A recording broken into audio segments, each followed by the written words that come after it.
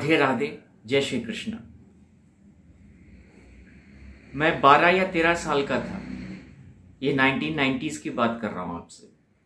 मुझे मूवीज का बड़ा शौक था। एक बार मेरा मन हुआ एक मूवी देखने के लिए, लेकिन साहस नहीं हो पाया कि अपने पेरेंट्स से कहूँ कि मुझे मूवी देखने जाना है। तो मैंने झूठ बोला। मैंने अपनी माँ को झूठ कहा कि मैं किसी मित्र से मिलने जा रहा हूँ, और फिर मैं मूवी देखने के लिए चला गया। जब वापस आया तो अंदर बड़ी व्याकुलता महसूस कर रहा था कि मैंने झूठ कैसे बोल दिया। बेचैन होने लगा, और फिर जब रात को सोया तो नींद नहीं आई। करवट बदलता रहा, यहां वहां।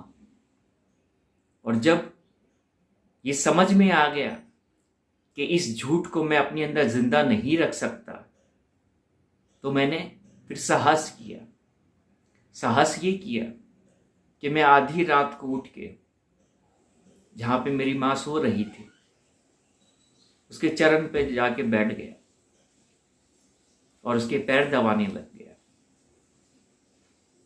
माँ की आंख खुली और माँ ने कहा कि इतनी रात को तुम कैसे आ गए, क्या हुआ?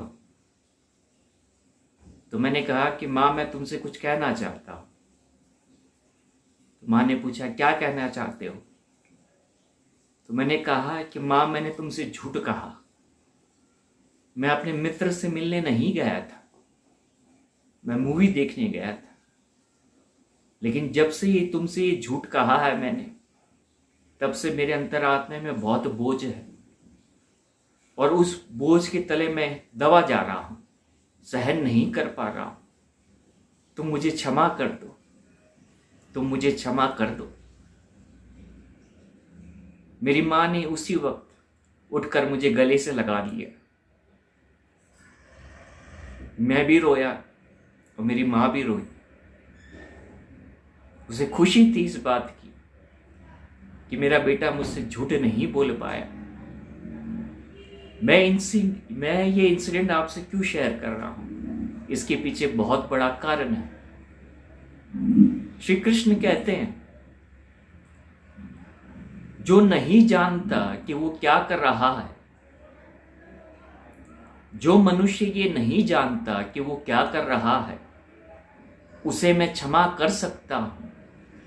इसका अर्थ ये है कि अगर आप अपने जीवन में कोई ऐसी गलती कर दें जो जाने अनजाने वश आपसे हो जाती है, जो आप स्वयं नहीं जानते कि ये गलती आपसे हो रही है, तो ईश्वर सदा आपको क्षमा करता है।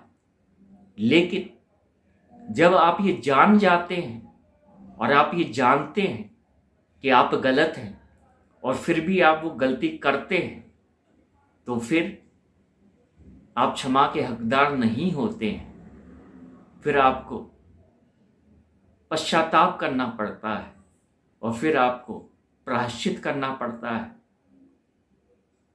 मैं जानता था कि मैंने झूठ कहा, इसलिए मुझे पश्चाताप प्रायश्चित से गुजरना पड़ा।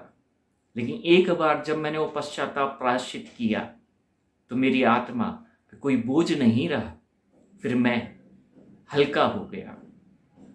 कहने का सिंपल सा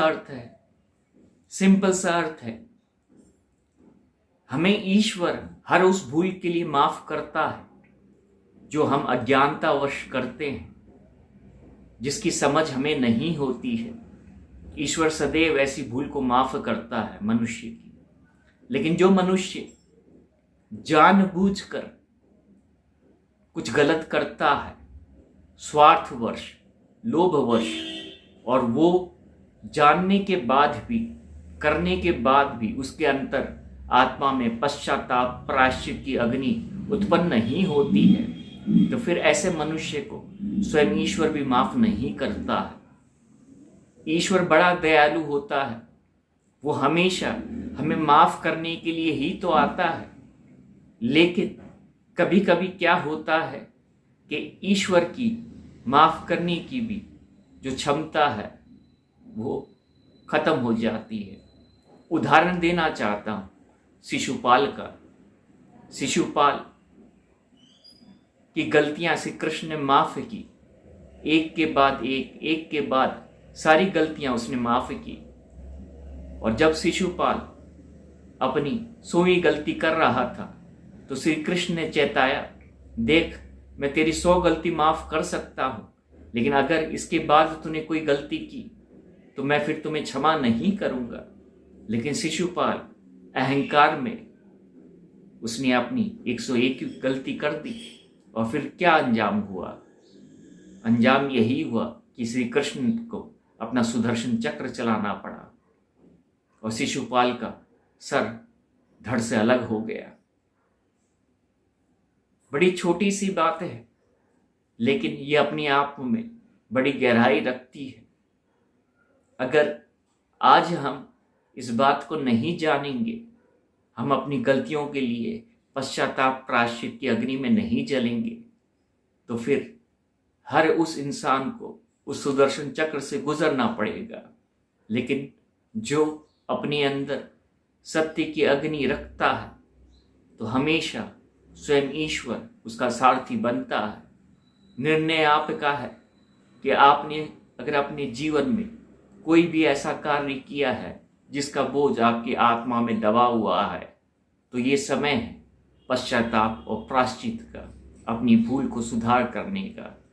क्योंकि हो सकता है कि श्री कृष्ण आपको क्षमा कर दे, लेकिन अगर आप ऐसा नहीं करते हैं तो फिर कोई भी आपको क्षमा नहीं कर पाएगा।